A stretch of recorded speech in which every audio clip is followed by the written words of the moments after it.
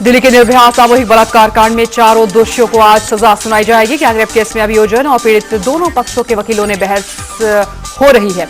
अभियोजन पक्ष के वकील ने कोलकाता में हुए रेप और हत्या के मामले को कोर्ट के समक्ष रखा। अभियोजन पक्ष ने फांसी की सजा की मांग करते हुए इस मामले में कोलकाता रेप केस का हवाला दिया और दोषी धनंजय चैटर्जी को फांसी की सजा का उदाहरण दिया, जबकि बचाव पक्ष ने अपनी दलील में कहा कि मौत की सजा मूल अधिकारों के खिलाफ है। मौत की सजा अपवाद होनी चाहिए, कानून नहीं, और सजा सुनाने में काफी सावधानी बरतनी चाहिए। दोषी विनय के वकील ने कम सजा की मांग करते हुए कहा है कि मीडिया और बाहरी दबाव के कारण प्रभावित हुआ है ये पूरा मामला। दरअसल कोर्ट ने मुकेश, अक्षय, पवन और विनय चारों को आईपीसी की 13 धाराओं के तहत दोषी माना है। इन चारों ने 16 दिसंबर 2012 को पैरामेडिकल की एक छात्रा के साथ चलती बस में गैंगरेप किया था, जिसके बाद उसकी मौत हो गई थी। दिल्ली पुलिस ने भी दोषियों के लिए अधिकतम सजा की मांग की है। देश भर को झंझोर कर रख देने वाले और दुनिया भर के अखबारों की सुर्खी बने दिल्ली गैंगरेप केस में आज अदालत चारों दोषियों के लिए सजा का ऐलान करेगी। मंगलवार को निर्भया गैंगरेप केस में अदालत ने चारों आरोपियों मुकेश, अक्षय, पवन और विनय को दोषी करार दिया था। मंगलवार को एडिशनल जज योगेश खन्ना की फास्ट ट्रैक कोर्ट ने 130 सुनवाइयों के बाद बुधवार को अपना फैसला सुनाया है, जिसमें बचे हुए 4 आरोपियों के खिलाफ दुष्कर्म, हत्या, सबूत मिटाने के मामले पर धारा 376, 377, 307 और 302 के तहत दोषी ठहराते हुए चारों आरोपियों को आज सजा सुनाई जाने वाली है। और एक आरोपी राम सिंह की तिहाड़ जेल में रहस्यमय हालात में पहले ही मौत हो चुकी है, जबकि नाबालिग आरोपी को 11 दिन पहले ही 3 साल की सजा सुनाते हुए उसे बाल सुधार गृह भेज दिया गया है।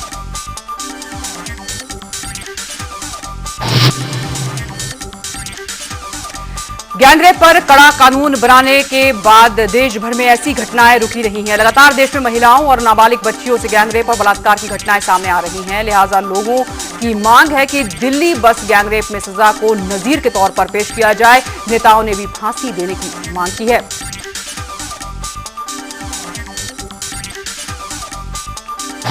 के बारे में समाज में जागृति नहीं थी। एक 18 दिसंबर को केस होगी, 16 दिसंबर को केस होगी, उसके बाद एक नया माहौल देश में पैदा हो गया। लोग रिपोर्टिंग करने लगे और हमने भी सब पुलिस स्टेशन को, देश के पुलिस स्टेशन को इन्फॉर्म कर दिया कि कोई भी आता है तो उसका रजिस्ट्रेशन होना चाहिए, FIR होना चाहिए। और हर पुलिस स्टेशन में हमने एक महिला अधिकारी इसके लिए रखा है। आज देश की उम्मीदें अदालत पर है और ये उम्मीद है कि निर्भया कांड के जो अपराधी हैं उनको फांसी पर लटकाने का आदेश होगा, ऐसी उम्मीद है। हमें पूरा भरोसा है, क्योंकि हम लोगों ने पार्लियामेंट में इस कांड के बाद एक कानून पास किया, जिस कानून के तहत जो बलात्कारी है और उसको फांसी की सजा हो सकती है। तो आज उम्मीद है इन बलात्कारियों को, इन अपराधियों को, जिनका अपराध कल साबित हो चुका है, उनको फांसी आज होगी और पूरा देश उनके फांसी के आदेश का जश्न मनाएगा। आज कोर्ट का जजमेंट आएगा और इतना सख्त होना चाहिए कि उसके बाद लोगों की हिम्मत ना पड़े इस तरह का काम करने का। हमको तो अफसोस इस बात का है कि वो लड़का जो बच गया है। मैं तो पहले भी कहती थी, मेरी व्यक्तिगत राय है, मैं पार्टी की तरफ से नहीं बोल रही हूँ, कि जो जुवेनाइल की एज है, उम्र है, उसको कम करना चाहिए। जिस तरह से आजकल आधुनिक जो फैसिलिटीज़ हैं उसके ज़रिए लोगों को हर तरह का एक्सेस है, तो 16 साल की उम्र के ऊपर लड़का जानता है वो क्या कर रहा है। और जिस क्रूरता से उस लड़के ने कार्य किया है, वो इस बात को सिद्ध करता है कि वो जानता था कि वो क्या कर रहा है। बहरहाल कम से कम जो अभी ये 4 बच्चे हैं, इनका एक एग्जेम्पलरी पनिशमेंट होनी चाहिए। मुझे पूर्ण विश्वास है कि कोर्ट ऐसा सख्त निर्णय देगा कि इसके बाद थोड़ा सा जो हिंसक गतिविधियां, उस पर रोक लगेगी। लोगों को इससे नसीहत मिले, दिल में डर और खौफ पैदा हो कि अगर हम इस तरह की कोई भी हरकत करते हैं तो उसका हमें दंड भुगतना पड़ेगा। अफसोस की बात यह है कि ऐसी घटनाएं होती रही हैं समाज में और उनको कोई दंड नहीं दिया। वो कुछ थोड़ा बहुत फाइन या थोड़े दिन की सजा काट के वो बाहर निकल गए तो उनके दिल में डर नहीं था। हम लोगों ने एक बहुत कड़ा कानून पार्लियामेंट में पास किया है, उस कानून के ऊपर अमल होना चाहिए और न्यायालय को सजा देना चाहिए और सरकार की और मीडिया की ये जिम्मेदारी है कि वो दूर दूर तक देश में ये मैसेज भेजें कि अगर इस तरह का कोई भी इस तरह की कार्रवाई करेगा, इस तरह की हरकत करेगा तो उस पर सख्त कार्रवाई होगी। और निर्भया के परिजनों को उम्मीद है कि उनकी बेटी को न्याय मिलेगा और दोषियों को फांसी की ही सजा सुनाई जाएगी। देखिए, जिस तरह की घटना है ये भी एक अपने आप में एक बहुत ऐतिहासिक है ये, क्योंकि इंदिरा हत्याकांड के बाद ऐसा माहौल पहली बार बना है, वो भी इस ऐसे मामले में। तो ये घटना ऐतिहासिक है तो फैसला भी ऐतिहासिक ही होगा। लगता है कि इस तरह के फैसला होना चाहिए ताकि आगे जो इस तरह की घटनाएं ना हो सके, एक इसके लिए पाठ बन सके। हाँ, ये जो घटना घटी हमारे साथ ये एक मिसाल बन गया है, तो ये जाहिर सी बात है कि ये मिसाल बनेगी ही और हमेशा इसके लिए जागरूक रहेंगे, हम भी रहेंगे, चाहे जनता तो है ही है कि आगे इस तरह की कोई वारदात न होने चाहिए। लगता है कि उनके जो जघन्य अपराध किए हैं आज उनको सजा मिल जाएगी और इसी उम्मीद पे लगता है किस तरह की सजा की आप उम्मीद कर रहे हैं? हम फांसी की सजा की उम्मीद कर रहे हैं। फांसी कल जब वो चारों एक्यूज थे उनकी आंखों में क्या शर्म का कुछ था?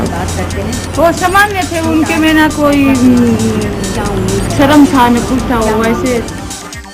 और इस बीच एक खबर आ रही है, आपको बता दें कि कोर्ट में जो बहस चल रही थी सजा को लेकर वो पूरी हो चुकी है, लेकिन शुक्रवार को 2:30 बजे अब फैसला सुनाया जाएगा कि क्या सजा उनको कोर्ट देता है। फिलहाल ये सजा पर फैसला शुक्रवार को 2:30 बजे आएगा। बहस जो हो रही थी दोनों पक्षों की तरफ से वो पूरी हो चुकी है।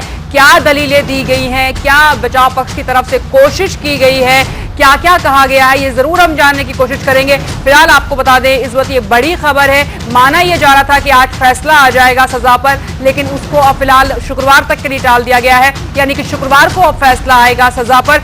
तकरीबन 2:30 बजे बताया गया है कि फैसला सुनाया जाएगा कि क्या सजा इन आरोपियों को होगी, इन दोषियों को होगी। फिलहाल जो कल कार्रवाई हुई उसमें दोषी करार दिया गया इन चारों आरोपियों को, अक्षय, विनय, पवन और इन तमाम लोगों को। फिलहाल आपको बता दें कि 2:30 बजे सजा सुनाई जाएगी शुक्रवार को, ये अभी की जानकारी जो हमें मिल रही है।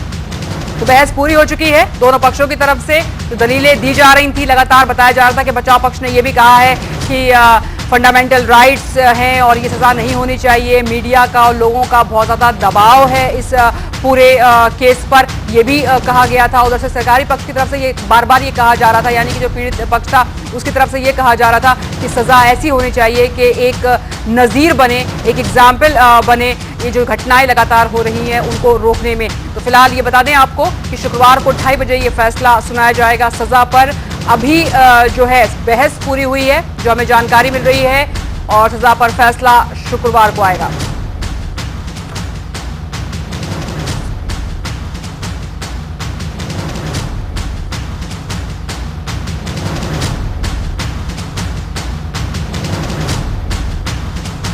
तो विनय, अक्षय, पवन और मुकेश जिनको दोषी करार दिया था कल, आज उस पर सुनवाई, इस पर आज बहस चल रही थी, यानी कि सजा पर यह बहस चल रही थी।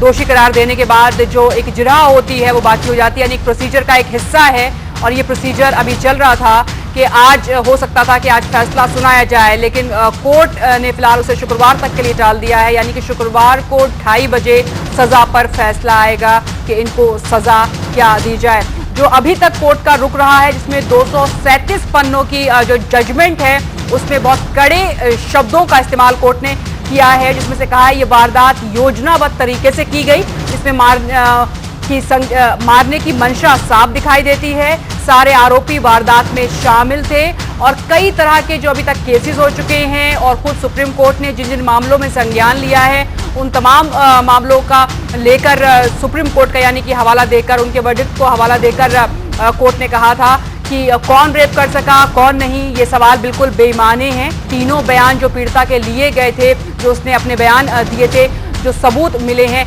उससे मेल खाते हैं। वो काफी मजबूत आधार इस पूरे मामले में रहा और आपको बता दें कि 130 सुनवाई इस पूरे मामले में हुई हैं, 85 गवाह रहे हैं और इन गवाहों में डॉक्टर्स भी शामिल थे और तमाम लोग इसमें शामिल थे। हालांकि लोगों का मानना है कि थोड़ा डिले जरूर हुआ है, कि इतने गवाह इसमें नहीं होने चाहिए थे, फौरन के फौरन होता, लेकिन एक बहुत अच्छा इन्वेस्टिगेशन अगर कहें तो इस पूरे केस में हुआ है। डे टू डे बेसिस पे इसमें ट्रायल हुआ है और जो इन्वेस्टिगेशन का जो एक प्रोसेस होता है उसमें पुलिस को खासी कामयाबी हासिल हुई है और उसने जो प्रूफ दिए हैं उसमें मेडिकल भी है और उसमें से तमाम जो साइंटिफिक प्रूफ्स होते हैं वो दिए हैं, एविडेंस दिए हैं। बहुत ही मजबूत केस ये बना है और उसी के आधार पर जानकारों का ये मानना है कि रेयर ऑफ रेयर्स केस में इसको आना चाहिए कैटेगरी में और सख्त सजा होनी चाहिए, डेथ पेनल्टी होनी चाहिए, जिसका लगातार हम देख भी रहे हैं कि चाहे वो नेता हो या समाज सेवी संगठन हो, ये तमाम लोग इसका समर्थन भी कर रहे हैं।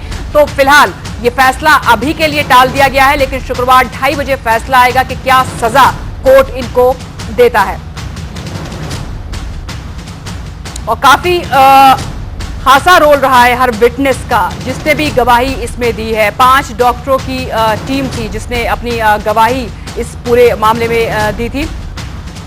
काफी सारे चुनौतियां, काफी सारे चैलेंजेस पुलिस के सामने थे एविडेंस को जुटाना। 13 धाराएं इसमें लगाई गई हैं और 13 धाराएं काफी संगीन धाराएं हैं, उन्हें प्रूफ करना कोर्ट के अंदर बहुत मुश्किल काम पुलिस के लिए, लेकिन पुलिस ने कर दिखाया और इसी की तारीफ कल कोर्ट ने की थी कि पुलिस की और अभियोजन पक्ष की तारीफ की थी कि काफी सक्रिय भूमिका निभाई है।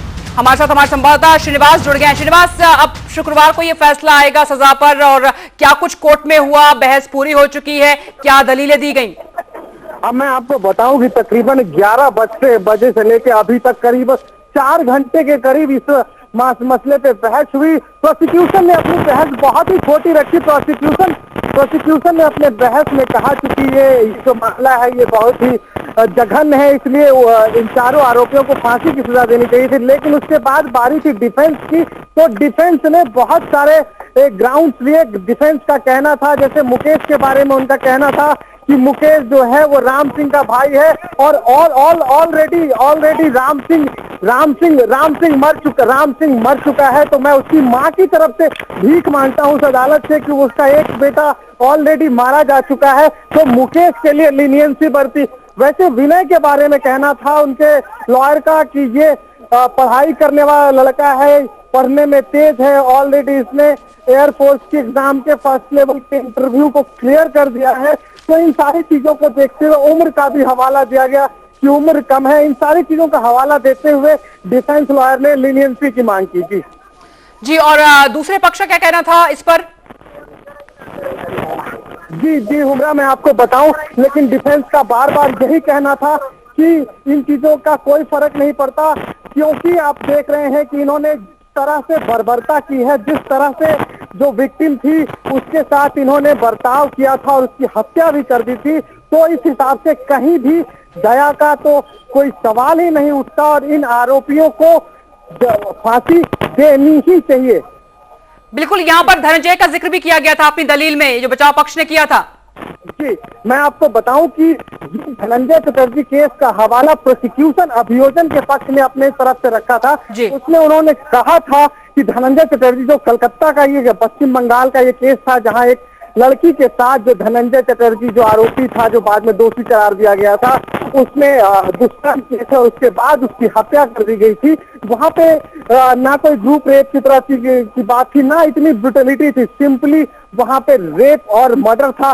लेकिन तब भी यहाँ पे हर अदालत में, निचली अदालत से लेके हमारी जो सर्वोच्च अदालत है सुप्रीम कोर्ट तक ने उसे दोषी पाया था और इस मामले को रेयरेस्ट ऑफ रेयर की कैटेगरी में डाला था। तो कहीं ना कहीं अगर धनंजय चटर्जी का केस रेयरेस्ट ऑफ रेयर की कैटेगरी में पड़ता है, तो ये केस तो बहुत ही ब्रूटल है। इसकी डिग्री जो है, अगर ब्रूटलिटी। श्रीनिवास, क्या कोर्ट ने इसके बारे में कुछ कहा कि रेयर ऑफ रेयर्स कैटेगरी में ये आता है कि नहीं? कोर्ट की तरफ से अभी आज कोई ऑब्जर्वेशन नहीं दिया गया है, क्योंकि ये मामला बहुत लंबा चला, ये बहस बहुत लंबा चला, तकरीबन 4 घंटे तक बहस चलती रही। बिल्कुल, बचाव पक्ष के वकील अभी मीडिया के सामने आए हैं और वो कुछ बोल रहे हैं, हम सुनाएंगे अपने दर्शकों को क्या कहना है उनका। आज दिल्ली गैंग रेप में आर्गूमेंट सेंटेंस के लिए था, उसमें नीचे डिफेंस की तरफ से, हम लोगों की तरफ से सेंटेंस पर आर्गुमेंट कंप्लीट हो गई है। परसों डे आफ्टर टुमारो फ्राइडे 2:30 बजे के लिए सेंटेंस पर ऑर्डर जज साहब को करना है। अब उन्हें देखना है कि इन दोषी मुलजिमों को कितनी सजा दी जाए। प्रोसिक्यूशन फांसी मांग रहा है और हमारा ये कहना है डिफेंस की तरफ से, नए उम्र के बच्चे हैं, इनका कोई क्रिमिनल रिकॉर्ड नहीं है, परिवार में माँ बाप पूरे हैं, विनय पढ़ रहा था, स्टूडेंट था, शिक्षा ले रहा था, एजुकेशन ले रहा था और इन हालातों में उसे कम से कम सजा दी जाए जिससे उसे दोबारा संभलने का मौका मिले, जिससे उसे दोबारा समझने का मौका मिले और अच्छा सुधर के अपनी अच्छी जिंदगी को दी जाए। अगर उसने बाई चांस कोई अपराध किया भी है, अगर उससे गलती हो भी गई है तो एक मौका उसे सुधरने का बनता है और उसे सुधरने का अवसर देना चाहिए। सर अंग्रेजी में sir The Delhi gang rape case fixed for argument on sentence, and the argument on sentence on behalf of Defence Counsel has been completed, and the case fixed for order on sentence day after tomorrow at 2:30. And the argument on behalf of accused Akshay Vinay Sharma has been completed on the point of sentence. We demanded that the convict accused are not habitual and professional criminals. They are innocent, and one chance for rehabilitation of the accused must be necessary as per today's honorable court and our system that jail सुधार गृह है, Tihar jail is a social creation, सुधार गृह है और वहाँ उसे सुधरने का एक मौका होना चाहिए। ठीक है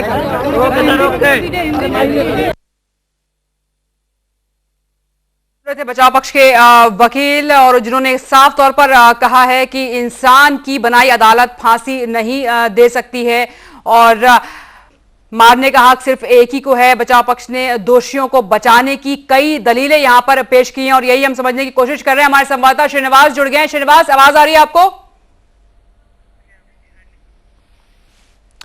तो आपको बता दें अभी ये बचाव पक्ष के वकील थे जो आपके सामने थे, जो तमाम चीजें बोल रहे थे कि भगवान जिंदगी देता है तो लेने का हक भी उसी को है। तो ये जो लाइनें वहां पर बोली गई हैं, ये जो दलील दी गई है, उस पर जरूर हम आगे बातचीत करेंगे। फिलहाल अब सजा पर जो फैसला है वो शुक्रवार को 2:30 बजे आना है और ये देखने वाली बात होगी कि क्या फैसला आता है, दोषियों में सुधार हो सकता है। ये भी एक दलील दी है क्योंकि पवन 19 साल का है, अभी उसकी काफी जिंदगी है तो उसमें एक सुधार की गुंजाइश है, ये बताने की कोशिश वकील की तरफ से की गई है।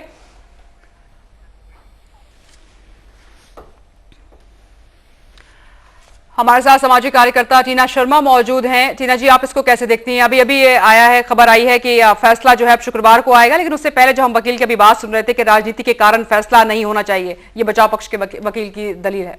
देखिए, पहली बात तो जब कन्विक्शन का कल जब ऑर्डर आया तो हमने उसमें बहुत क्लियरली देखा कि आज के सारे न्यूज़पेपर्स में रिपोर्ट है और आप देखेंगे कि उसे कहा गया है कि कोल्ड ब्लडेड मर्डर है, वेल प्लान्ड कॉन्स्पिरेसी के तहत किया गया है और बिल्कुल मतलब बहुत ब्रूटली गैंग रेप्ड मामला है। तो मुझे नहीं लगता कि कहीं भी ये rarest of the rare category में नहीं रखा जाएगा, जो मेरे को लगता है कि बेंच इस पे डिसीजन लाएगी। फर्स्ट, सेकेंड, ऑफकोर्स अमीन कल तक तो वो उसको दोषी भी नहीं मान रहे थे, कन्विक्शन के लिए भी नहीं समझ रहे थे जो डिफेंस हैं, पर प्रोसिक्यूशन ने अपने एविडेंसेस को इतने स्ट्रांगली रखा है कि मुझे नहीं लगता कि डिफेंस के पास कुछ कहने के लिए था। तो कल तक वो उसको डिफेंड कर रहे थे, बट आज उन्होंने कहा कि अगर दोषी भी हैं तो उनकी वो क्रिमिनल नहीं है, उनका बैकग्राउंड क्रिमिनल नहीं है। 19 साल के पवन के लिए कहा गया कि वो अब खाली अकेला ही ब्रेड अर्नर है, फैमिली के लिए सोल अर्नर है। तो मतलब मुझे लगता है कि ये सारे ये मिटिगेशन पॉइंट्स हैं जो हमेशा होते हैं और इनफैक्ट हमें समझना चाहिए कि कोर्ट कभी भी ना तो पब्लिक प्रेशर में कभी कोई जजमेंट देती है ना ही मीडिया प्रेशर में देती है। कोर्ट हमेशा केस का नेचर देखती है, कोर्ट ग्रेविटी देखती है केस की, और ये कई केसेस में नहीं है। प्रियदर्शनी मट्टू केस देखिए, अगर हम देखें, अगर हम इस पूरे केस में देखें, हालांकि अभी कोशिश की जा रही है कि पूरा मीडिया का हुजूम है, वहां पर वकील अभी बाहर आए हैं, उनसे बात करने की हम कोशिश कर रहे हैं, लेकिन फिलहाल जो अभी हम हालात अगर देखें, जो पूरा ये केस जिस तरीके से इन्वेस्टिगेट हुआ, जिसमें जिस तरीके से ठोस एविडेंस, यानी कि कोई गुंजाइश नहीं बचती है रेयर ऑफ रेयर्स की कैटेगरी में, ये नहीं आएगा। ये तमाम जानकारों का भी मानना है कि रेयर ऑफ रेयर्स कैटेगरी में अगर ये आता है तो बहुत अच्छा होगा और आगे जो सजा है वो डेथ पेनल्टी है। बिल्कुल, और मैं इसमें एक बात और ऐड करना चाहूंगी लोगों की जानकारी के लिए भी और एक अंडरस्टैंडिंग के लिए भी। देखिए, फॉल्स एविडेंसेस पूरे केस में इन्होंने मुहैया कराए, और उसमें जिसमें ट्रेन का टिकट है, वीडियो क्लिपिंग है, और इन्होंने कहा कि वो आईटी सेक्शन में भी, क्राइम ब्यूरो में भी चेक हुआ, बट इनफैक्ट उसकी असलियत जो है वो अभी हमें 237 पन्नों का ऑर्डर जानने के बाद या परसों जो है वो जो भी ऑर्डर आएगा उसके बाद समझ में आएगा कि कोर्ट का ऑर्डर क्या कहता है, उसको पढ़ने के बाद समझ में आएगा कि कोर्ट उन सबूतों को कैसे लेती है। तो फॉल्स एविडेंस का केस मुझे लगता है कि पब्लिक इंटरेस्ट लिटिगेशन में ऐसे लोगों के अगेंस्ट ले जाना चाहिए। और अगर आप ये कह रहे हैं कि ऐसे केस को rarest of the rare case में नहीं रखा जाना चाहिए, तो मैं आपको याद दिलाना चाहूंगी कि प्रियदर्शनी मट्टू केस जिसमें रेप किया गया और हत्या की गई, तो उसमें भी हत्या का मामला बनता था और डेथ पेनल्टी दी गई। तो ये बहुत एक क्लियर अंडरस्टैंडिंग हमें रखनी है कि rarest of the rare case में ये आता है, और कोर्ट गंभीरता पे बहुत कुछ डिपेंड करता है। केस की गंभीरता, और आपने बहुत सही तरीके से बोला कि इसमें जो इनफैक्ट मैं आपको बताना चाहूंगी कि इंडिया में पहली बार डेंटल एविडेंस, डेंटल जितनी भी इंजरीज थी उसके एविडेंसेस पहली बार इंडिया में इन्वेस्टिगेट हुए हैं, और कर्नाटका में there is only one lab जिसमें वो इन्वेस्टिगेट हुआ है। तो देखिए, पुलिस ने अपनी चार्जशीट फाइल करने के बाद इन्वेस्टिगेशन के दौरान बहुत अच्छा काम किया है,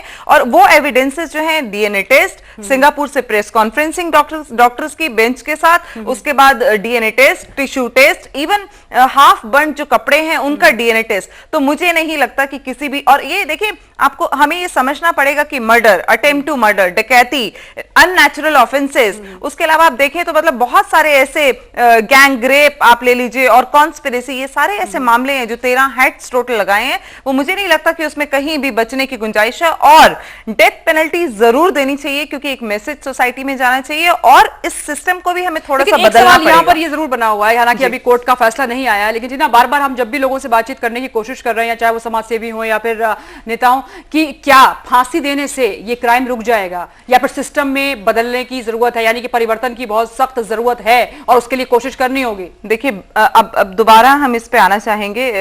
देखिए, police reforms, social reforms, political reforms, in fact जो हमारे पॉलिटिकल रिफॉर्म्स हैं वो जुडिशरी रिफॉर्म्स कहीं ना कहीं बहुत अहम रोल प्ले करते हैं। जैसे हमारा इलेक्शन कमीशन इंडिपेंडेंट है, वैसे कई बॉडीज को इंडिपेंडेंट होना पड़ेगा, पर हाँ, इसको हम ये कह के इग्नोर नहीं कर सकते हैं कि खाली फांसी देने से क्या पूरा सिस्टम चेंज हो पाएगा, क्योंकि ये भी, अगर हम 100% बाकी चीजों को समझते हैं तो ये भी उसका 10% है। और अगर फांसी की सजा दी जाती है तो बहुत सारे केसेस में ये लीडिंग केस बनके, और कहीं एक अंडरस्टैंडिंग हमें लोगों में भी ये मैसेज जाएगा कि आप ऐसा काम ना करें। और मैं बिल्कुल भी, मैं आपको बताती हूँ कि इमोशनली होकर भी किसी सोशल एक्टिविस्ट को नहीं बोलना चाहिए, और मैं कोशिश करती हूँ कि बहुत अनबायस तरीके से इमोशनली, क्योंकि हम भी जब इंडिया गेट पे थे तो हमने ये डिमांड की थी कि इनको फांसी की सजा हो, पर अब जब एविडेंसेस प्रूव हुए हैं तो आप देखिए कि क्रूअल्टी किस हद तक उन्होंने की है, उसका लेवल अगर आप देखेंगे तो आपको अजीब लगने लगेगा, और आपको ये लगेगा कि क्या कोई रेप केस में भी ऐसा कर सकता है। और ऐसी मानसिकता को क्या समाज में दोबारा वापस जाने की क्या कोई ऐसे रिफॉर्म्स हैं,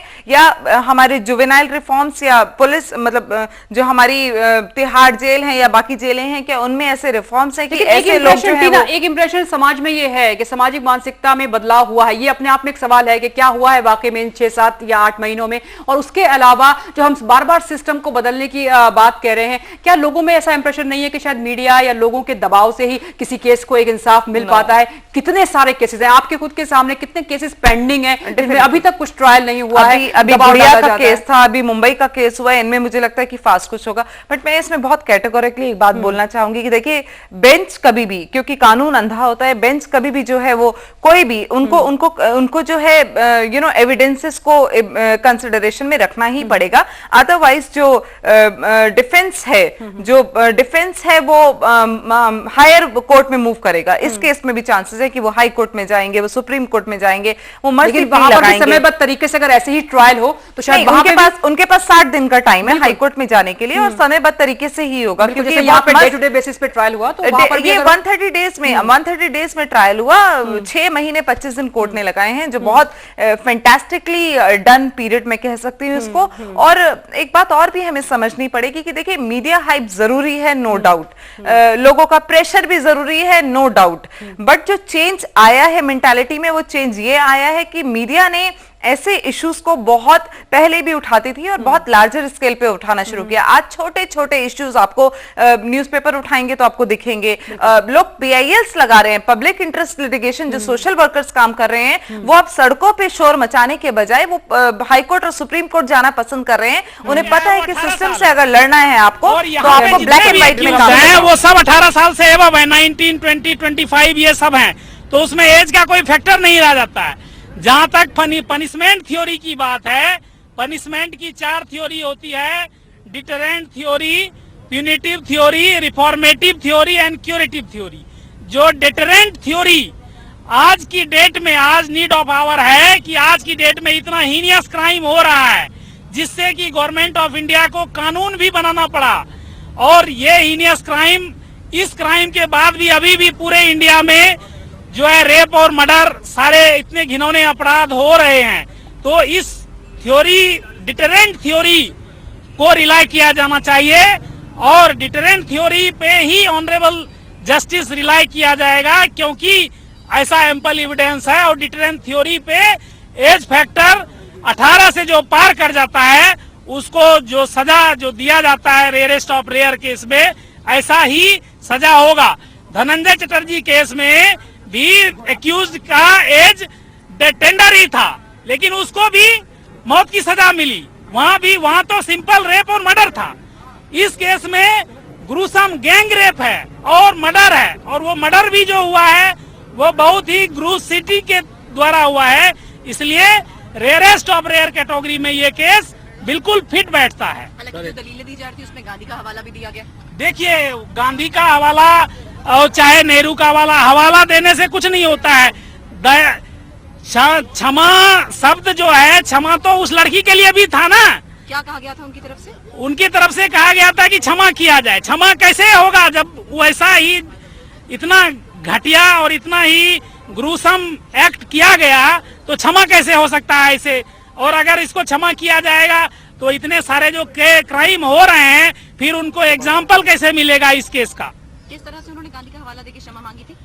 वो कह रहे थे कि गांधी जी चाहते हैं कि समाज में सुधार हो, अगर कोई क्रिमिनल है तो उसको सुधरने का मौका दिया जाए, इस प्रकार का वो हवाला दे रहे थे, जो कि इस केस के लिए फिट नहीं बैठता है। और साथ ही आनंद वकील का ये कहना था कि क्योंकि एक्यूज ने अपना गुनाह मान लिया था तो उसके साथ कुछ नरमी बरती जाए। ऐसा बिल्कुल झूठ है।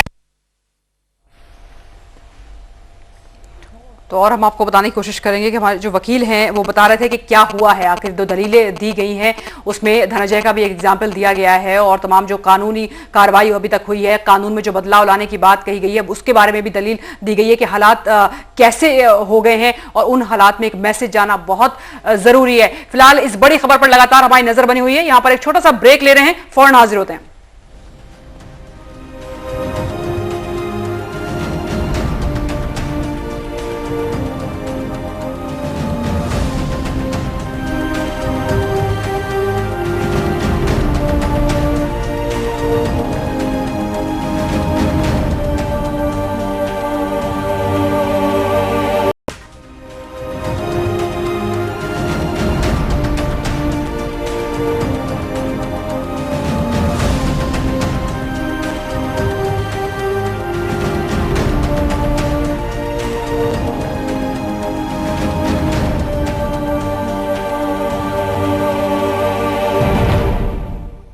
दिल्ली की साकेत फास्ट ट्रैक कोर्ट में निर्भया गैंग रेप में सजा पर बहस पूरी हो गई है। अदालत ने सजा पर फैसला शुक्रवार 2:30 बजे तक के लिए सुरक्षित रख लिया है। इससे पहले सजा पर बहस के दौरान आज पीड़ित के वकील ने कोलकाता में हुए रेप और हत्या के मामले को कोर्ट के समक्ष रखा, और इस मामले में दोषी धनंजय चटर्जी को फांसी की सजा सुनाई गई थी, जबकि बचाव पक्ष के वकील ने आरोपियों के लिए कम सजा की मांग की है। वकील AP सिंह ने कहा कि विनय और अक्षय पर आपराधिक रिकॉर्ड नहीं है और उनकी सजा में नरमी बरती जानी चाहिए। वहीं बचाव पक्ष ने कहा कि मौत की सजा फंडामेंटल राइट्स के खिलाफ है, मौत की सजा अपवाद होनी चाहिए, सजा सुनाने में काफी सावधानी बरतनी चाहिए।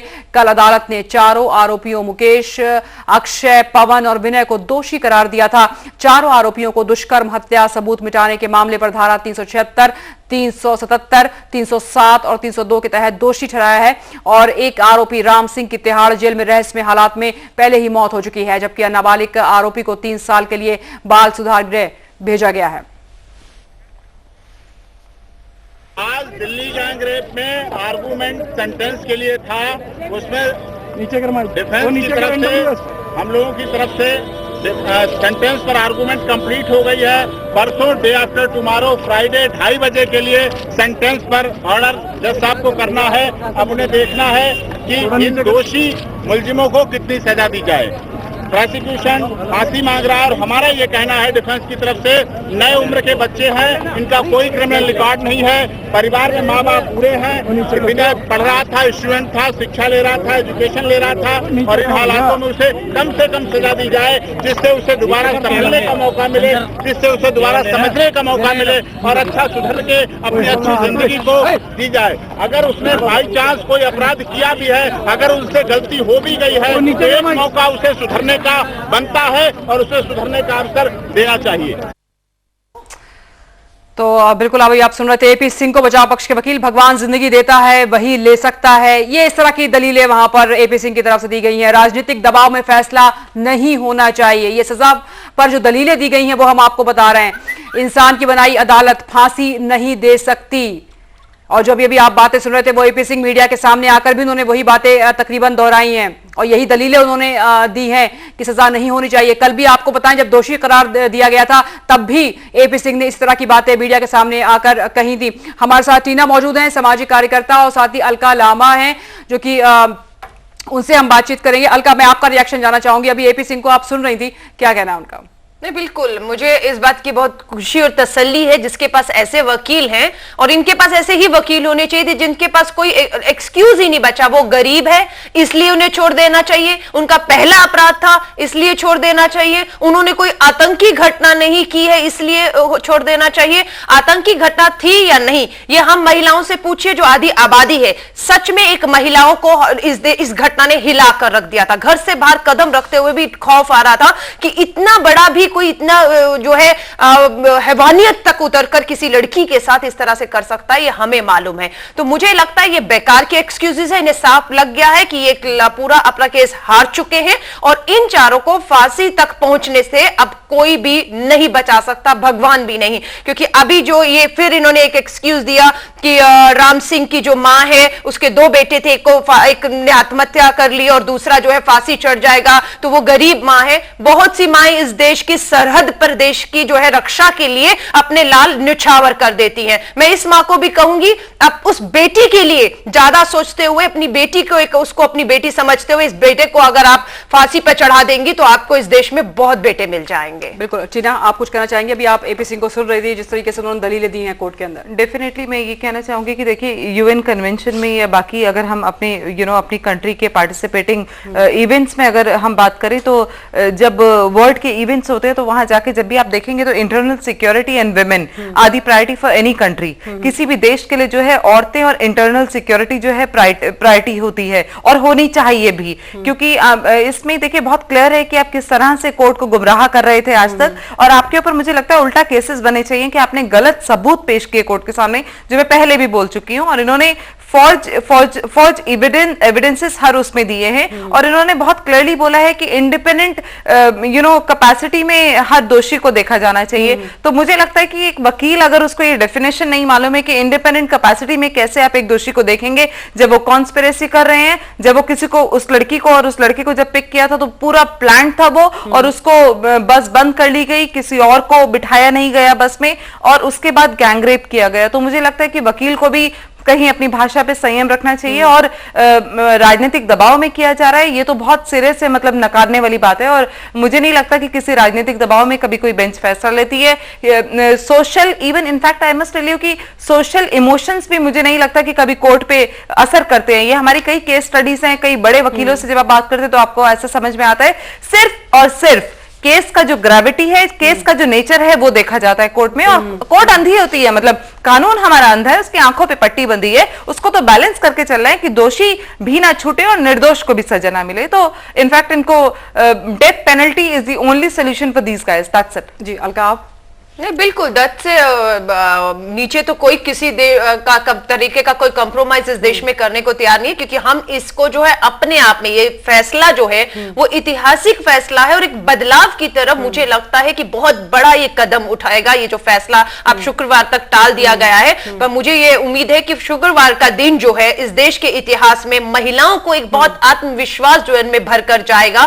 क्योंकि इसके बाद मुंबई की भी जो घटना हुई, वो घटना मुंबई की भी अपने आप में पहली गैंग रेप नहीं था। एक पीड़िता के साथ पहले भी उसी जगह पर जो है लक्ष्मी मिल में अपराध हुआ था, लेकिन वो लड़की चुप बैठी थी। उसका हौसला कब और कैसे जागा, यही सब फैसले कि जो दिल्ली गैंग रेप को किस तरीके से गंभीरता से लेकर फांसी की मांग लोग सड़कों पे कर रहे हैं, मुंबई गैंग रेप में भी किस तरह से मैं कहूंगी मीडिया या कानून का जो है सहारा लेकर उनको सलाखों तक पहुंचाया गया। उसके बाद आसाराम जैसे बड़े, वो जो लड़की पीड़िता है, वो अगर गरीब की यहां बात करते हैं, वो वकील की गरीब है, छोड़ देना चाहिए, तो वो भी एक गरीब थी जिसको शायद जिसके मद्देनजर जिसको गरीब है छोड़िए, आसाराम आज सलाखों पे पीछे नहीं होते। तो मुझे लगता है कहीं ना कहीं जो पीड़ित लड़कियां आज तक चुप बैठी थी, उनका कानून के ऊपर विश्वास जाग रहा है, अब चुप्पी को तोड़कर बाहर निकल रही है, भरोसा आया है। और इस रिपोर्टिंग केसेस की हो रही है, लोग थाने जा रहे हैं, कोर्ट जा रहे हैं, पेन कर ले उठा रहे हैं और जाकर बताना चाहते हैं कि हमारे साथ ऐसा हो रहा है। बिल्कुल, लेकिन एक परिवर्तन की जरूरत है यहाँ पर जो अभी दिखाई नहीं दे रहा है। और मुकेश के वकील का क्या कहना है, एक बार सुन लेते हैं। मेरे मुताबिक जो वो स्टेटमेंट कोर्ट में दे रहे हैं, जो उन्होंने अखबारों में दी है, उसके मुताबिक वो पूरी कोशिश कर रहे हैं इस जजमेंट के ऊपर असर डालने की।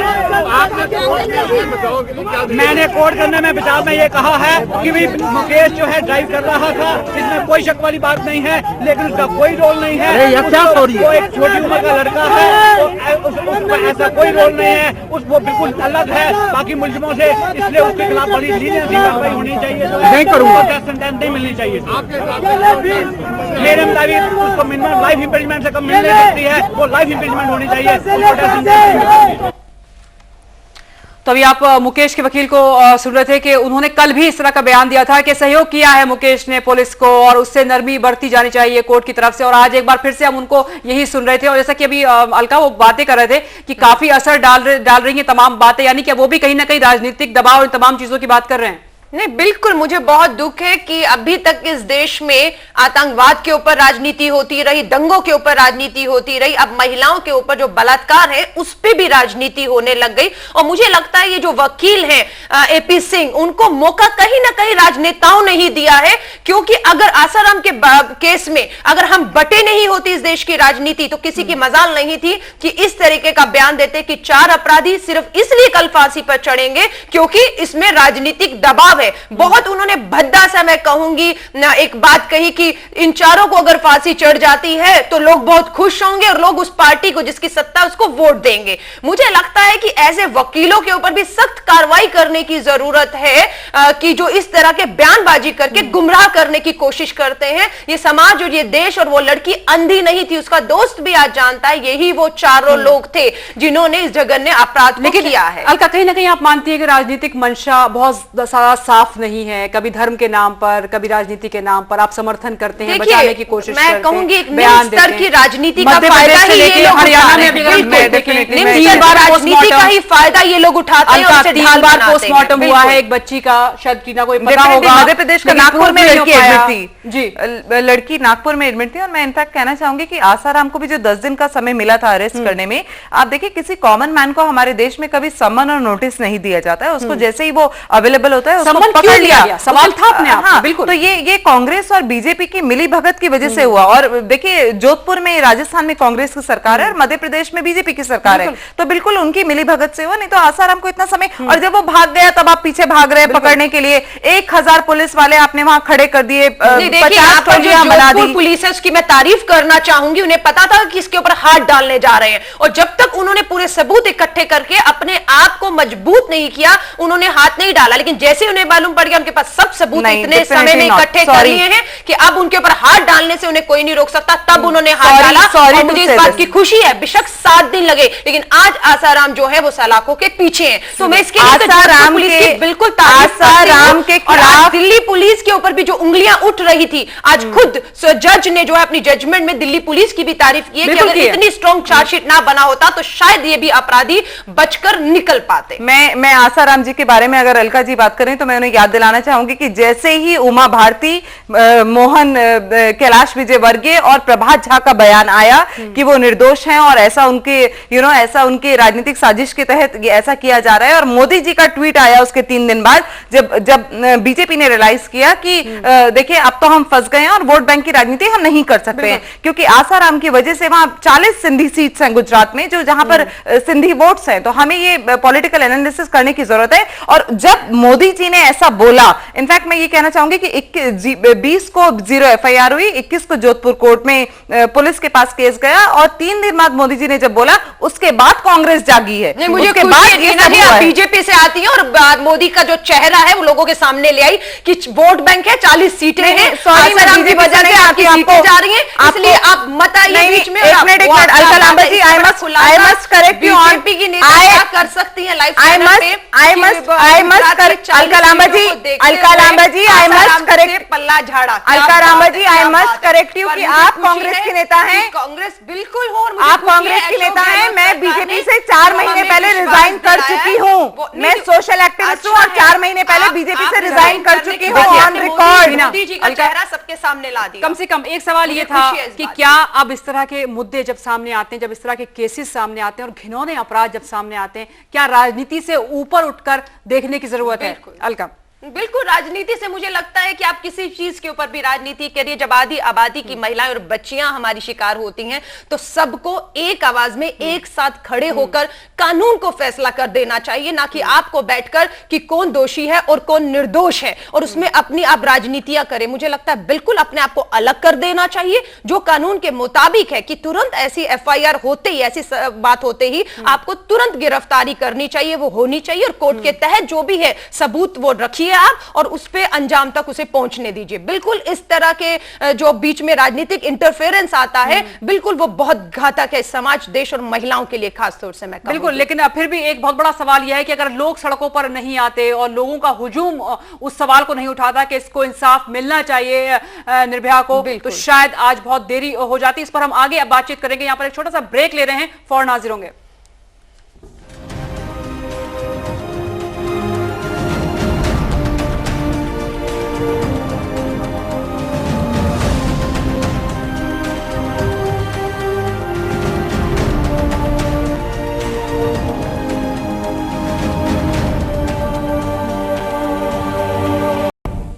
तो आपको बता दें कि निर्भया केस में शुक्रवार को अब सजा पर फैसला आना बाकी है। आज बहस सजा पर जो हो रही थी वो पूरी हो चुकी है। अपनी अपनी दलीलें दोनों पक्षों ने दी है। बचाव पक्ष की दलील जो है उसमें सेक्शन 2 के तहत काफी कुछ उन्होंने कहा है, काफी इमोशनल चीजें कही हैं उसमें कि घर में कोई नहीं है या पालने वाला नहीं है और भगवान ही जान देता है और लेता है, तो ये तमाम चीजें उसमें कही गई हैं दलीलों में। लेकिन वो कितनी इंपॉर्टेंट होती है वहां पर, कितना अपने आप में स्ट्रांग होती हैं, कोर्ट का रुख आगे क्या रहता है, क्योंकि यहाँ पर जो हम बातचीत लगातार कर रहे हैं उसमें सिर्फ एक ही चीज साबित होती है कि जो एविडेंस है वो बहुत ही पक्के और बहुत ही पुख्ता एविडेंस वहां पर दिए गए हैं, तो उसमें कोई गुंजाइश बचती नहीं है। लेकिन फिर भी हम जानने की कोशिश करते हैं। टीना जी, आप उस पर क्या कहना चाहेंगे? जो बाकी के केसेस हैं उनका क्या? निर्भया को इंसाफ मिला, लेकिन बाकी जो केसेस हैं जो पेंडिंग हैं, जिनकी लड़ाई अभी भी लड़ी जा रही है, कुछ लोग थक चुके हैं या दबाव में आ चुके हैं और अब उन पर कोई सुनवाई नहीं हो रही है, उन पर कोई कार्रवाई नहीं की जा रही है। हमें ये जानकर बिल्कुल हैरानी नहीं होनी चाहिए कि कई रेप केसेस ऐसे होते हैं इनफैक्ट जिनकी FIR तक भी नहीं होती है। तो मतलब इस देश में जिस तरह का सिस्टम है, मुझे लगता है FIR सिस्टम भी चेंज करना चाहिए। आपकी एक रिकॉर्डेड सिस्टम होना चाहिए जिसमें आप जाएं और हर व्यक्ति की FIR दर्ज होगी। सिर्फ कंप्लेंट के नाम पे एक पर्चे पे उसकी कंप्लेंट लेकर आप नहीं उसको बहका सकते। और सबसे बड़ी बात है कि हमारे देश पे अवेयरनेस, मुझे लगता है कि हो रहा भारत निर्माण और मीलो हम आ गए, मीलो हमें जाना है, इस पे तो अरबों करोड़ों रुपए सरकारें खर्च करती हैं, पर क्या इस पे कभी करोड़ों रुपए खर्च किए जाते हैं कि लोगों को यह पता चले कि उनके अधिकार क्या हैं?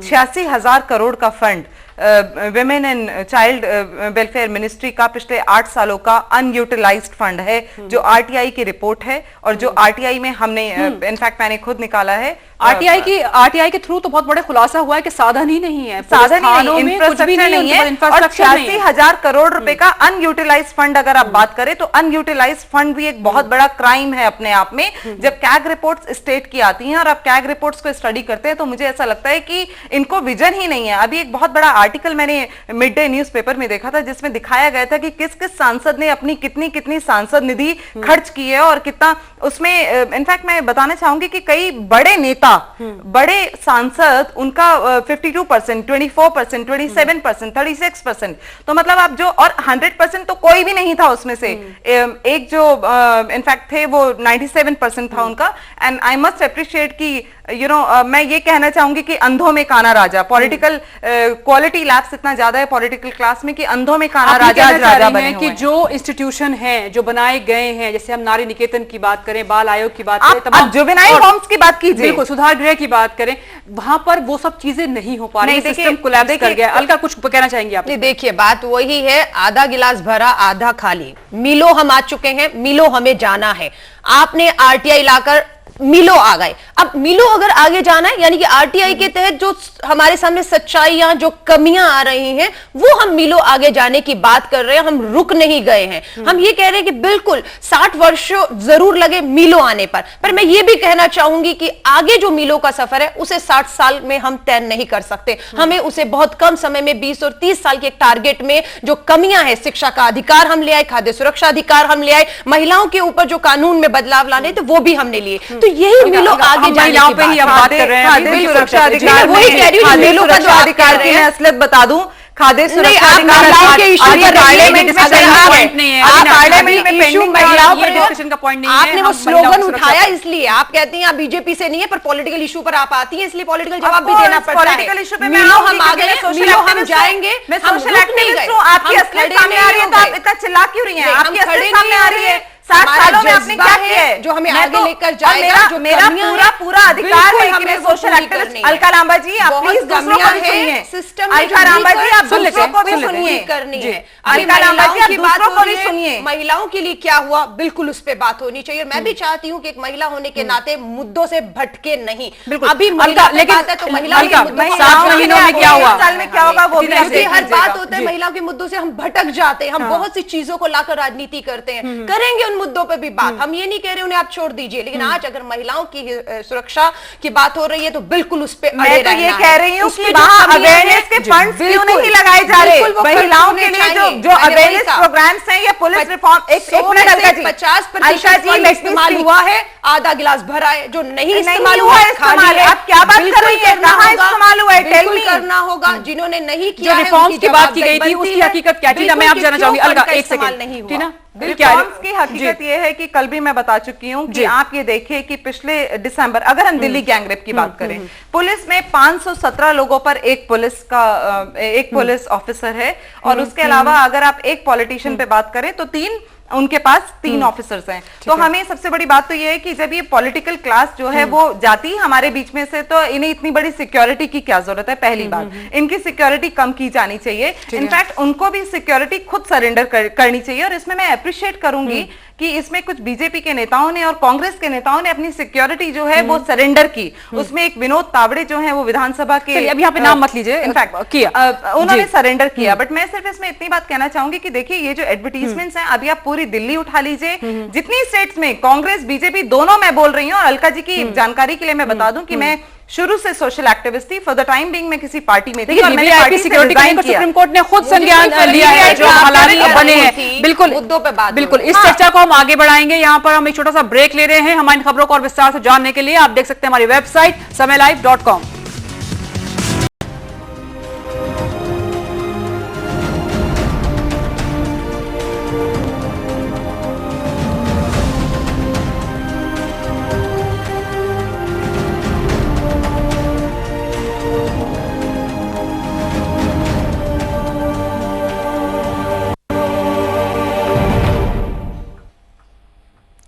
निर्भया को इंसाफ मिलेगा, लेकिन शुक्रवार को दिल्ली की साकेत फास्ट ट्रैक कोर्ट में निर्भया गैंगरेप में सजा पर बहस पूरी हो गई है। अदालत ने सजा पर फैसला शुक्रवार 2:30 बजे तक के लिए सुरक्षित रख लिया है। इससे पहले सजा पर बहस के दौरान आज पीड़ित के वकील ने कोलकाता में हुए रेप और हत्या के मामले को कोर्ट के समक्ष रखा। इस मामले में दोषी धनंजय चैटर्जी को फांसी की सजा सुनाई गई थी, जबकि बचाव पक्ष के वकील ने आरोपियों के लिए कम सजा की मांग की। वकील AP सिंह ने कहा है कि विनय और अक्षय पर आपराधिक रिकॉर्ड नहीं है और उनकी सजा में नरमी बरती जानी चाहिए। वहीं बचाव पक्ष ने कहा कि मौत की सजा फंडामेंटल राइट्स के खिलाफ है। मौत की सजा अपवाद होनी चाहिए। सजा सुनाने में काफी सावधानी बरतनी चाहिए। कल अदालत ने चारों आरोपियों मुकेश, अक्षय, पवन और विनय को दोषी करार दिया था। चारों आरोपियों को दुष्कर्म, हत्या, सबूत मिटाने के मामले पर धारा 376, 377, 307 और 302 के तहत दोषी ठहराया गया है। एक आरोपी राम सिंह की तिहाड़ जेल में रहस्यमय हालात में पहले ही मौत हो चुकी है, जबकि नाबालिग आरोपी को 3 साल के लिए बाल सुधार गृह भेजा जा चुका है। आज दिल्ली गैंगरेप में आर्गूमेंट सेंटेंस के लिए था, उसमें डिफेंस की तरफ से, हम लोगों की तरफ से सेंटेंस पर आर्गूमेंट कंप्लीट हो गई है। परसों डे आफ्टर टुमारो फ्राइडे 2:30 बजे के लिए सेंटेंस पर ऑर्डर जज साहब को करना है। अब उन्हें देखना है कि इन दोषी मुलजिमों को कितनी सजा दी जाए। प्रोसिक्यूशन फांसी मांग रहा है और हमारा ये कहना है डिफेंस की तरफ से, नए उम्र के बच्चे हैं, इनका कोई क्रिमिनल रिकॉर्ड नहीं है, परिवार में माँ बाप बूढ़े हैं, विनय पढ़ रहा था, स्टूडेंट था, शिक्षा ले रहा था, एजुकेशन ले रहा था और इन हालातों में उसे कम से कम सजा दी जाए, जिससे उसे दोबारा संभलने का मौका मिले, जिससे उसे दोबारा समझने का मौका मिले और अच्छा सुधर के अपनी अच्छी जिंदगी को दी जाए। अगर उसने बाई चांस कोई अपराध किया भी है, अगर उससे गलती हो भी गई है तो एक मौका उसे सुधरने का बनता है और उसे सुधरने का अवसर देना चाहिए। सुधरने का अवसर देना चाहिए, ये कहना था बचाव पक्ष के वकील का। उधर निर्भया केस में दोषी ठहराए गए मुकेश सिंह के वकील VK आनंद ने भी अदालत में हुई बहस और अपनी दलीलों के बारे में मीडिया को जानकारी दी। मेरे मुताबिक जो वो स्टेटमेंट कोर्ट में दे रहे हैं, जो उन्होंने अखबारों में दी है, उसके मुताबिक वो पूरी कोशिश कर रहे हैं इस जजमेंट के ऊपर असर डालने की। मैंने कोर्ट करने में बचाव में ये कहा है कि भी मुकेश जो है ड्राइव कर रहा था, इसमें कोई शक वाली बात नहीं है, लेकिन उसका कोई रोल नहीं है। वो एक छोटी उम्र का लड़का है, उसमें ऐसा कोई रोल नहीं है, वो बिल्कुल अलग है बाकी मुलजिमों से, इसलिए उसके खिलाफ बड़ी लीनियंसी कार्रवाई होनी चाहिए। नहीं करूँगा, नहीं मिलनी चाहिए। मेरे मुताबिक उसको मिनिमम लाइफ इम्प्रिजमेंट से कम मिल नहीं सकती है, वो लाइफ इम्प्रिजमेंट होनी चाहिए। गैंगरेप के तमाम आरोपियों को सजा होगी, बस शुक्रवार को अदालत फैसला लेगी। लेकिन इस बीच यहाँ पर आप जो 16 दिसंबर क्रांति से जुड़े हुए हैं और सभी लोगों की यही मांग है कि यहाँ पर जो आरोपी है उन्हें फांसी दी जानी चाहिए। इस बीच में पक्ष के वकील थे, जब अगर उनके भी घर में इस तरह की कोई बेटी होती है, इस तरह की घटना की शिकार होती, तो क्या उन्होंने वकीलों की तरह आरोपियों को बचाने की कोशिश की होती? बहरहाल इस तरह की जो मांगे है लगातार कि आरोपियों को फांसी दी जानी चाहिए, कोर्ट के बाहर लगातार तमाम जो संगठन मौजूद है उसकी मांग कर रहे हैं। इस समय दिल्ली से कैमरामैन राजेश त्रिपाठी के साथ प्रीति पांडे। तो बहस पूरी हो चुकी है अदालत में अपना फैसला सुरक्षित रखा होगा, लेकिन शुक्रवार को 2:30 बजे सजा का ऐलान किया जाएगा। लगातार कोशिशें बचाव पक्ष की रही हैं कि कम से कम सजा हो, लेकिन इसके बिल्कुल उलट देश की मांग है कि कड़ी से कड़ी सजा होनी चाहिए इस मामले में। हमारे साथ 2 खास मेहमान इस वक्त मौजूद हैं। टीना अग्रवाल सामाजिक कार्यकर्ता हमारे साथ हैं, साथ ही अलका लांबा जी भी हैं, वो भी सामाजिक कार्यकर्ता हैं, और टीना शर्मा जी हैं।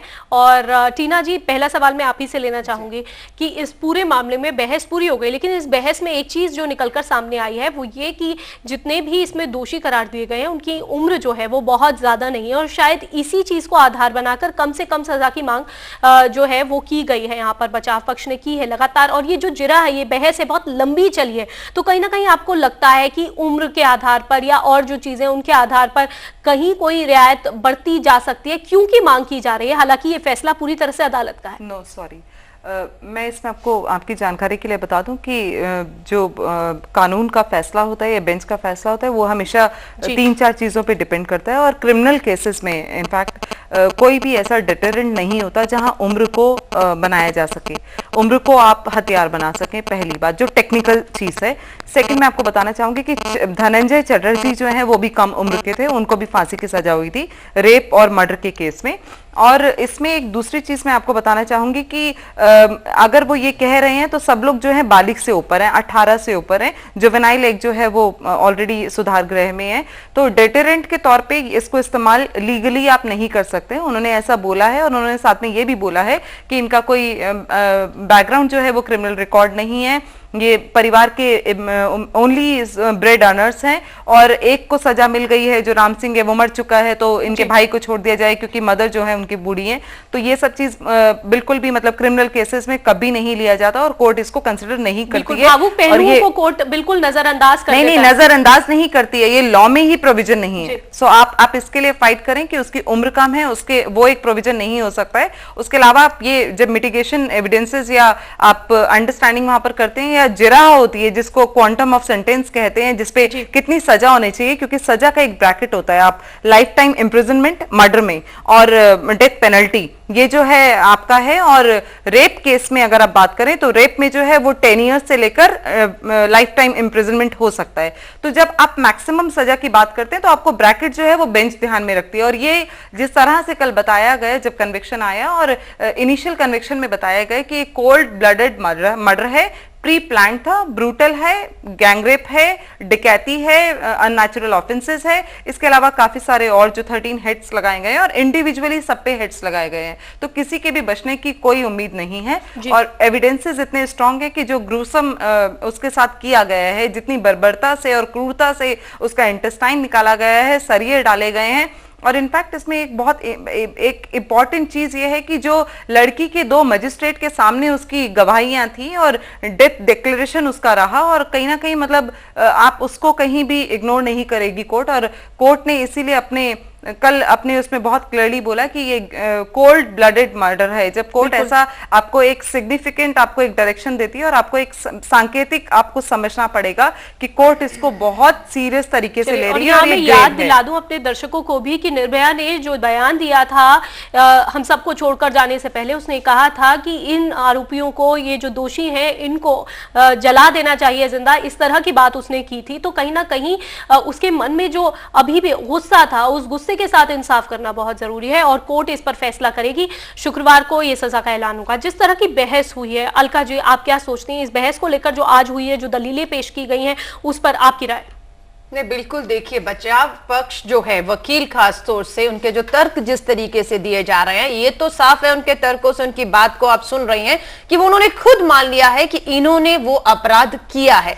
अब उनकी मेन लड़ाई तो ये है कि इन्हें जो है फांसी ना दी जाए, इन्हें उम्र कैद दे दी जाए। उसके लिए वो बहुत सी बातें बीच में रख रहे हैं कि वो गरीब है, उनका पहला अपराध है, उनकी माँ के पास एक ही बेटा, कुछ भी कह किस तरह से इमोशनल जो है, जो बेकार की बात है, जिसको बिल्कुल कानून जो है नहीं देखेगा और इस पे सख्त कार्रवाई जो है वो अपने आप में बनती है। क्योंकि देखिए इस चीज से, इस फैसले से निर्भया आज हमारे बीच में नहीं रही। अगर वो होती तो जिसने कहा था कि इन्हें जिंदा जला दिया जाए, जो शायद उसकी जिंदा रहती और ये मांग करती तो भी हमारे कानून में वो सजा नहीं है। लेकिन वो बात, वो वाक्य, उसका ये कहना कि इन्हें जिंदा जला दीजिएगा, वो इस बात को साबित करता है कि उसके साथ जो है कितना बड़ा जो है एक अपराध हुआ होगा, उस लड़की ने उसको सहा होगा जो इतनी बड़ी बात कह के हमारे बीच में से चली गई। और उसी की बात ने हम सबको भी हिलाया। एक लड़की इतनी बड़ी बात कब कह सकती है? जब उसके ऊपर अति हुई होगी तभी। तो मैं यही कह रही हूं, ये जो आतंक की बात है कि वो आतंकवादी नहीं थे, मैं कह रही हूं एक महिला को, एक लड़की को इस घटना ने आतंकित किया था अपने आप में खौफ और डर के लिए।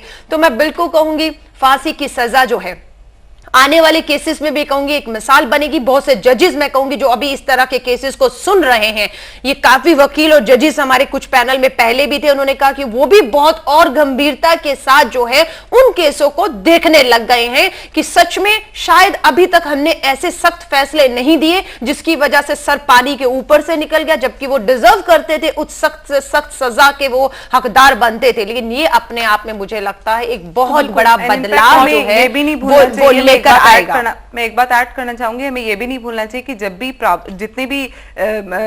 जितने भी क्राइम के हेड्स हैं वो लगते हैं तो सबसे बड़ा हेड जो उसमें होता है उसके चार्जेस लगते हैं। तो आप लाइफ इम्प्रिजनमेंट से लेकर डेथ पेनल्टी का प्रोविजन जो है इस पे अप्लाई होगा और वी आर होपिंग कि डेथ पेनल्टी होना चाहिए, क्योंकि कोर्ट ने अभी इसको rarest of the rare case नहीं बोला है। अगर कोर्ट आज एक सिग्निफिकेंट कोई हमें डायरेक्शन देती या हमें एक वर्ड भी अगर बेंच से निकल के लोगों में आता, मीडिया के थ्रू आता कि कोर्ट ने इसको rarest of the rare case declare किया है, तो इसमें डेथ पेनल्टी मुझे लगता है कि अभी शुक्रवार तक का इंतजार करना चाहिए। जज ने, अगर वकीलों ने कहा है कि ये रेयरेस्ट टू रेयरेस्ट नहीं है, जो कहा भी जा रहा है, मुझे ये बताइए इस लड़की के साथ जो कुछ भी हुआ, एक बात पूछना चाहती हूँ, ऐसा क्या रह गया था बाकी जो होना था तब ये रेयरेस्ट टू रेयरेस्ट बनता?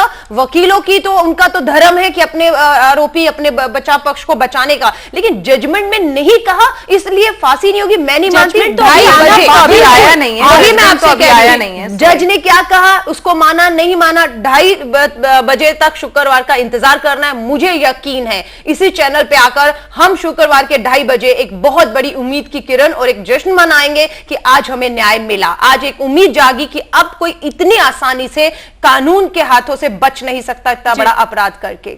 जी अलका, आपने अपनी बात रखी है, लेकिन एक बहुत यहाँ पर सवाल ये उठता है कि लगातार हम बात कर रहे हैं कि या तो उम्र कैद होगी या फिर जो डेथ पेनल्टी है उसका भी प्रावधान है, लेकिन इन दोनों बातों में अलग अलग तर्क है।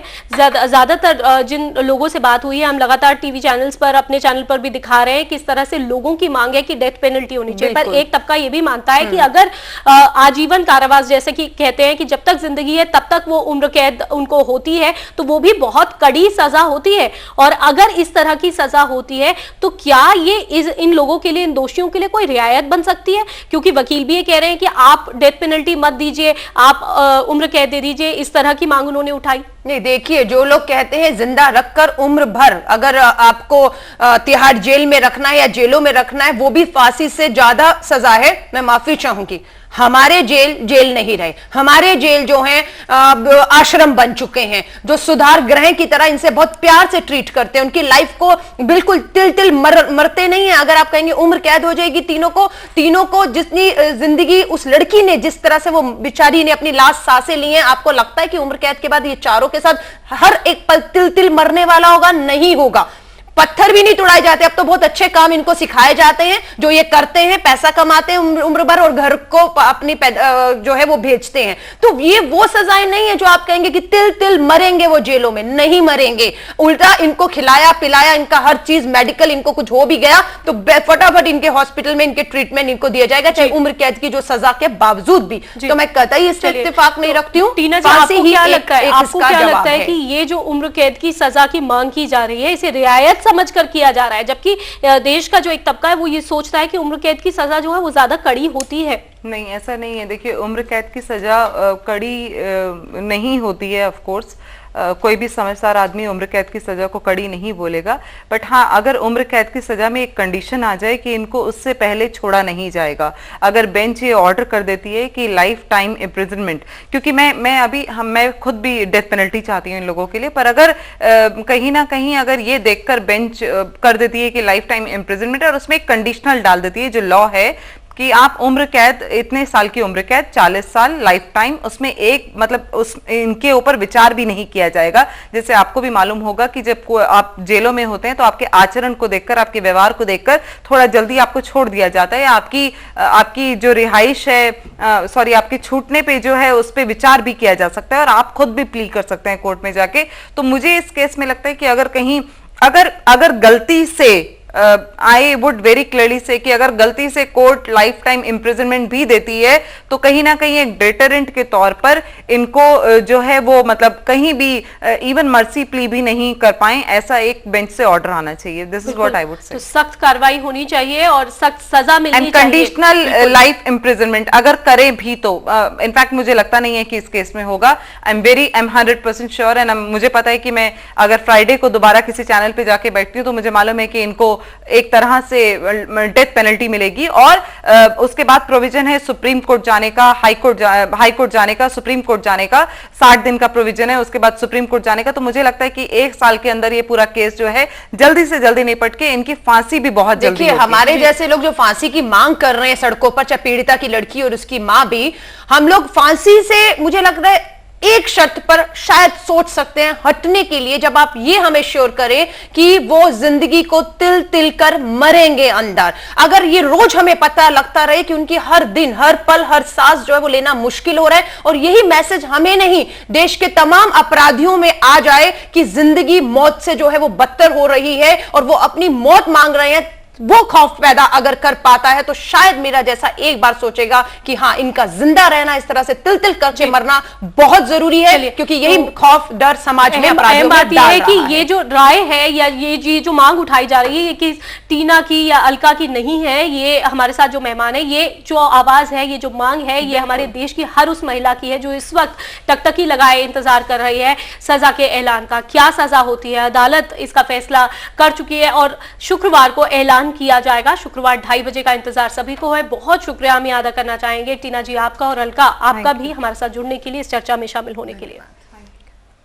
और चलिए इसी के साथ यहां हम रुक रहे हैं, बस एक छोटे से ब्रेक के लिए, जल्द लौटेंगे। चलते रहिए समय के साथ।